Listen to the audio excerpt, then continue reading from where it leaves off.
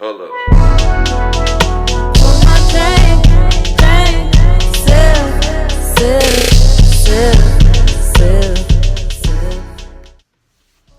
Hey everybody, it's me again, Hopeless Romantic, and I am back with something a little different this time. This is content that is not hair related. Woo, right? I don't really do a lot of content on YouTube that's not hair related. I haven't really been doing a lot of content lately anyway, but I'm excited to do this one. All right. So let's get into it. So let me start by stating the obvious, which is that there is absolutely nothing wrong with vision boards. Now, a lot of y'all probably clicked on this video thinking that I was about to bash vision boards. Everybody loves a good vision board, and I don't have a problem with vision boards.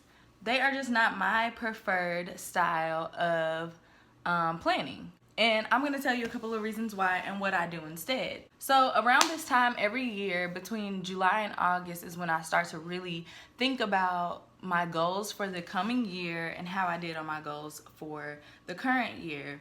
It's my planning time where I'm gonna plan new things, where I'm gonna reevaluate the things that I've already planned, where I'm going to kick it up a notch, see what worked, what didn't work, and what I can do better on, those kinds of things for the next year. A lot of people choose this time as their planning time, or the summertime, or whatever the case may be. And for a lot of people, vision boards are part of that planning time. And again, there's absolutely nothing wrong with vision boards. The purpose of a vision board is to give you something visual that will help you, help propel you toward your goals and help you manifest the things that are on your heart to accomplish. For a lot of people, that really, really works. You make a visual representation of where you want to be in the next year, or the next 5 years, or the next 10 years. You hang it up somewhere, you can see it every day, and that's a lot of people's motivation.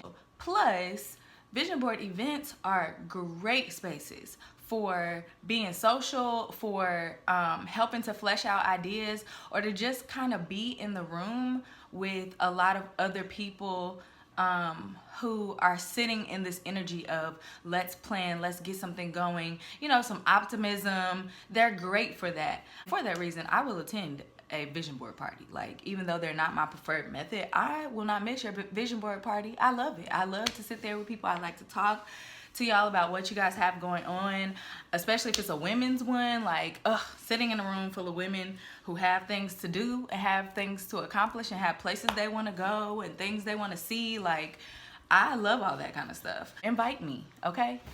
But one of the things I did realize after a couple years of doing vision boards, I had to be real with myself and ask myself if it was really helping me. Was this vision board that I was doing really helping me personally to connect with my goals and aspirations and to help me manifest them? If I'm being honest, the answer is no. It just really wasn't. Again, it's not because there's something wrong with the vision board, but when you're thinking about your goals and your aspirations and manifesting those things that are on your heart, making them come into fruition, whatever you choose to plan or to help motivate you has to be something that you connect with mentally and emotionally. I am not a visual person. Number one, I'm not crafty at all. Like, I'm just really not. Like, arts and crafts was never really my thing. I can barely color in the lines. Like, so cutting out and pasting, I never felt like my vision boards looked all that aesthetically pleasing to begin with. But on top of that, I am not necessarily a person who connects with visuals, especially of visual representations that aren't me, like it's somebody else. So I think that I try really hard not to compare myself, and it bleeds over into the idea of a vision board. It's a subconscious thing. Cutting out pictures of other people and their things and their trips and their money and all that kind of stuff, it's not really the most motivating factor for me. I thought something was wrong with me. I was like, I'm having fun at these vision board events. I'm sitting with my friends. We're doing vision boards. Everybody's planning. Everybody is really benefiting from this experience. And here I am, forgetting that I even have the vision board. Like, it's hung up somewhere, but it's not connecting with me. But it's because I'm just really not visual in that way. I don't connect to those kinds of images. But something that I do really, really connect with is something that I do really connect with is words. So I did try to cut, you know, words out of the magazines and paste them on the vision board instead. Again, that goes back to me not being crafty. I was just kind of like, I could just write these words myself. Like, all this cutting and pasting is not really helping me. And if you followed me for a long time, or maybe not a long time, but for the past year, you will know that I am huge on journaling. I'm a writer. So words and seeing them on the page, that's something that I connect with visually and emotionally, and it helps hold me accountable. Not to like be overly deep or anything, but for me, writing is a very spiritual process. So the idea that I took these words that I had on my heart and in my head and wrote them down, and then I have to look at them every day, holds me a lot more accountable than the magazine images and stuff like that. So what I started doing was writing everything out instead. I have these 2 whiteboards full of what I wanted to do this year. I'm not gonna hold them up too long because I don't want you to be able to read them. It does say 2019 goals at the top. And so I make lists of things that I wanna do. I write them down. I'm a task person. I make task lists at work. And it makes me feel good to cross them off. Like, once I've done them, not erase them, but cross them off so I can see my progress. So I have a couple of these. I have these, and then I have, where did my markers go? Oh no.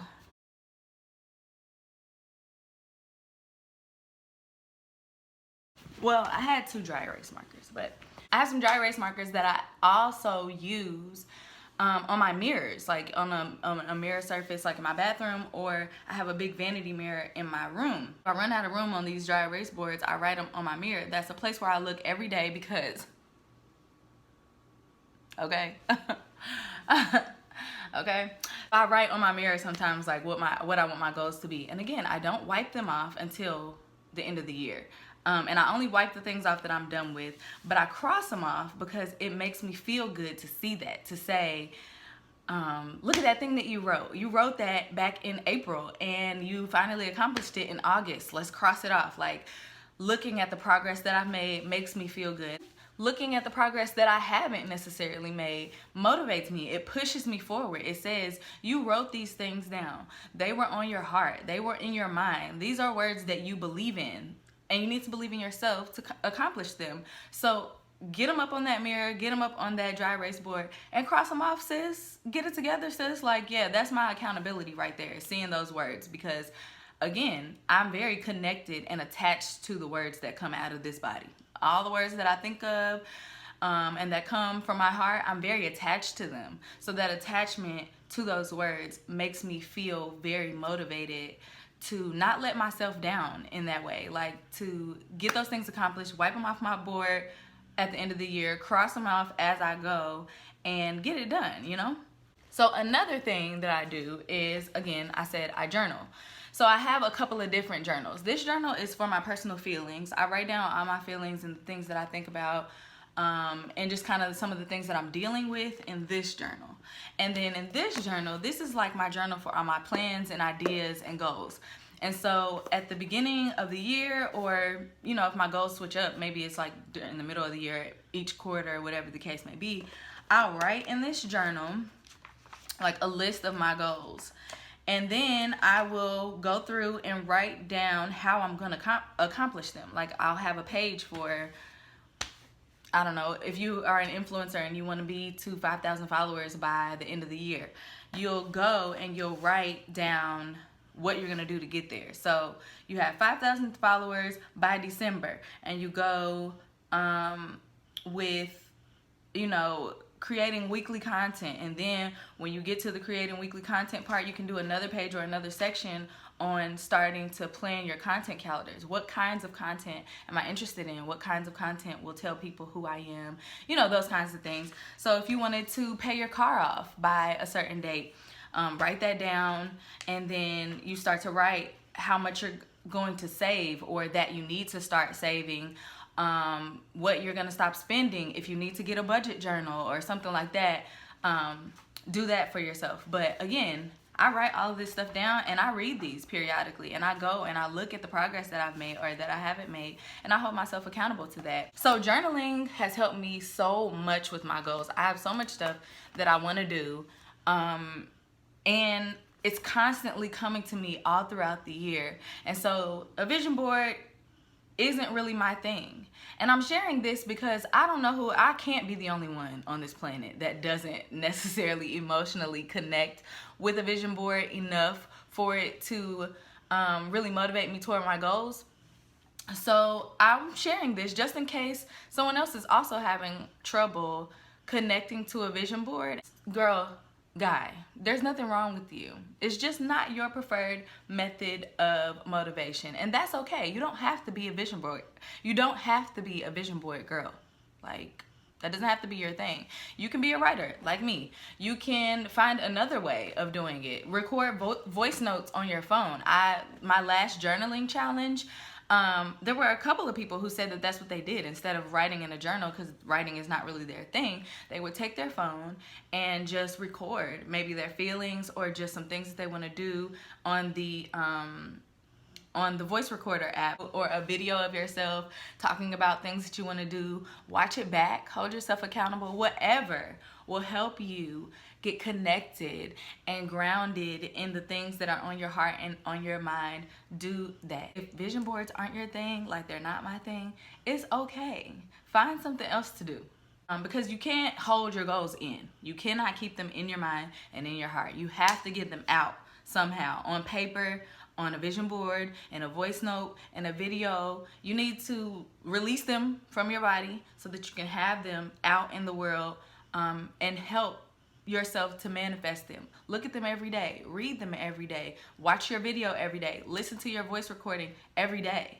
Use these apps in your phone that help you get organized every day to see what little step or big step you're gonna make every day toward those goals. I didn't want this video to be like super long or anything. It was kind of just me explaining something that helps me. And I have a lot of goals and I'm nowhere near reaching some of them, but having them written out really helps me. And I hope that this helps someone else feel like they found a community within somebody else who isn't the biggest on vision boards, and helps you kind of figure out what might help you instead of a vision board. So to close out, I'm just gonna say, like I said in the beginning, nothing is wrong with vision boards at all. And if you have a vision board party and you don't invite me, I am going to feel away. Even though my vision board may not be something that I necessarily use, I do want to be in the room, in the spaces, with people, with ideas. I love that kind of energy and the support that vision board parties kind of garner, and like when people start to share what their ideas are and what's on their heart. I love that, and I love those spaces. Maybe I'll host a planning party, a goal party. I don't know. We'll see. But thanks for watching. Make sure you click like, share, subscribe to my channel. Follow me on Instagram @HopelessRomantic. And there will be lots more content to come. Thanks, guys.